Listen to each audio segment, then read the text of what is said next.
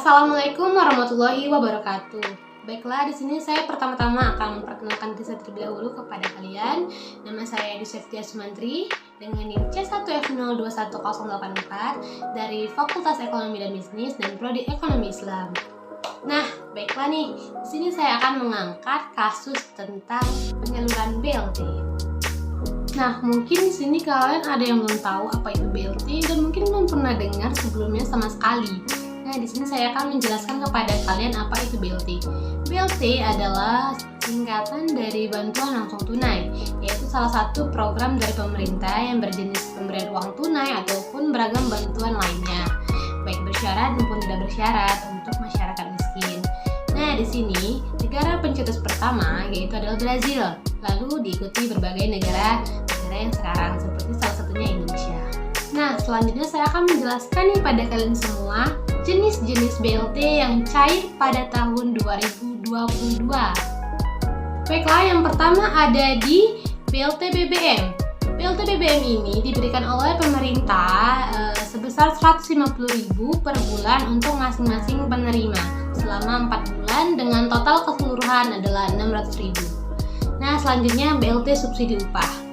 Ini khusus diperuntukkan bagi pekerja dengan gaji di bawah 3,5 juta per bulan atau di bawah upah minimum provinsi atau UMP. Yang ketiga, ada di Bansos PBIJK, diberikan di bidang kesehatan seperti BPJS yang dibayar lunas oleh pemerintah. Jadi yang penerima Bansos PBIJK ini tidak perlu membayar BPJS per bulannya karena sudah dilunaskan oleh pemerintah. Yang keempat, ada di BLT dana desa. Target utama BLT ini untuk masyarakat desa yang termasuk dalam kategori miskin atau kurang mampu, kehilangan pekerjaan akibat pandemi COVID-19.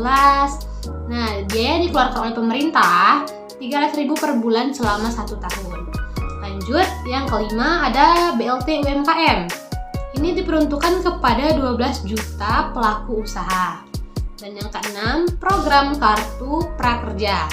Ini diperuntukkan kepada pencari kerja, pekerja atau buruh terkena PHK.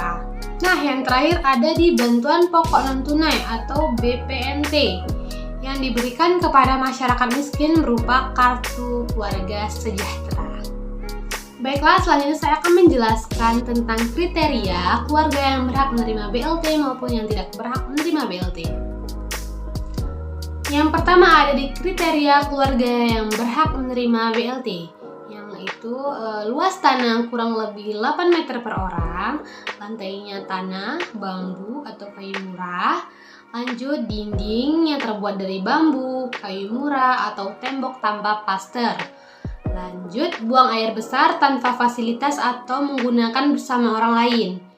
Nah, selanjutnya penerangan tanpa listrik, air minum dari sumur atau mata air tidak terlindungi seperti sungai dan air hujan. Selanjutnya, bahan bakar kayu, minyak tanah atau arang. Selanjutnya, mengkonsumsi daging, susu, atau ayam hanya 1 kali dalam seminggu. Lanjut, 1 setel pakaian setahun. Makan 1-2 kali sehari. Tidak sanggup berobat ke puskesmas atau politeknik sekitar.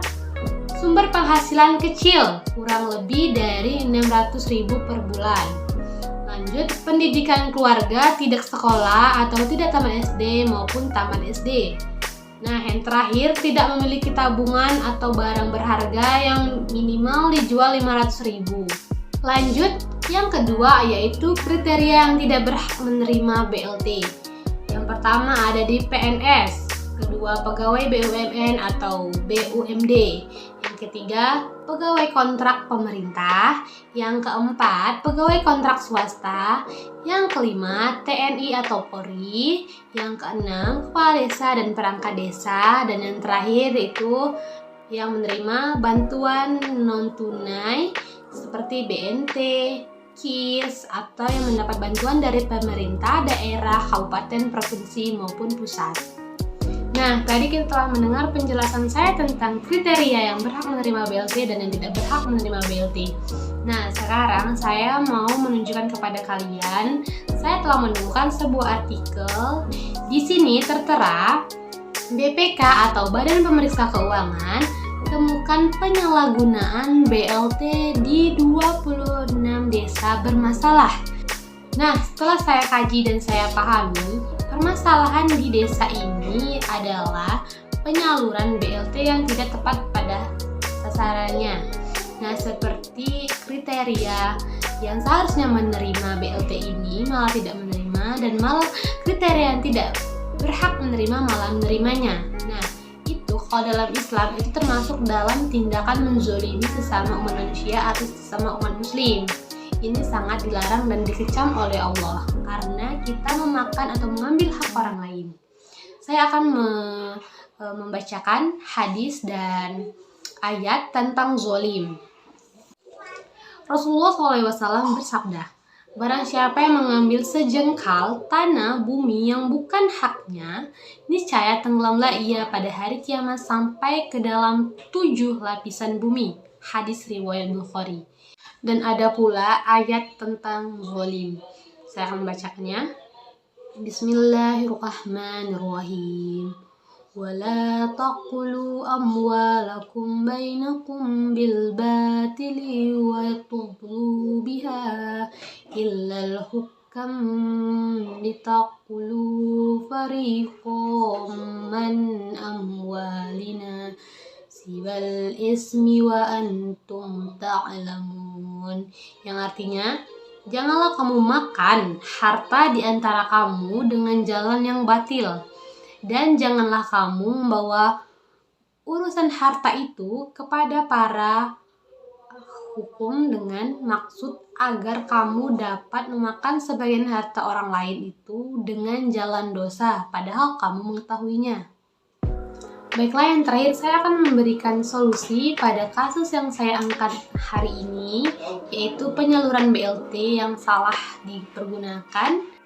Nah, solusi dari saya yaitu mungkin lebih diawasinya atau didata, kalau perlu pun sampai disurvei lebih serius pada tiap-tiap desa penerima BLT agar tidak terjadi lagi kasus yang tidak tepat sasaran pada masyarakat dan tidak terjadi praktik kezoliman. Karena ya kita tahu kalau hal seperti itu sangat disayangkan dan sangat kasihan kepada kaum masyarakat miskin yang tidak menerima BLT. Baiklah, sepertinya hanya itu yang dapat saya sampaikan kepada kalian semua. Mungkin dalam penjelasan dalam kasus ini terdapat plus minus, kurang dan lebihnya. Saya mohon maaf. Saya Dusya Sumantri, pamit undur diri. Wassalamualaikum warahmatullahi wabarakatuh.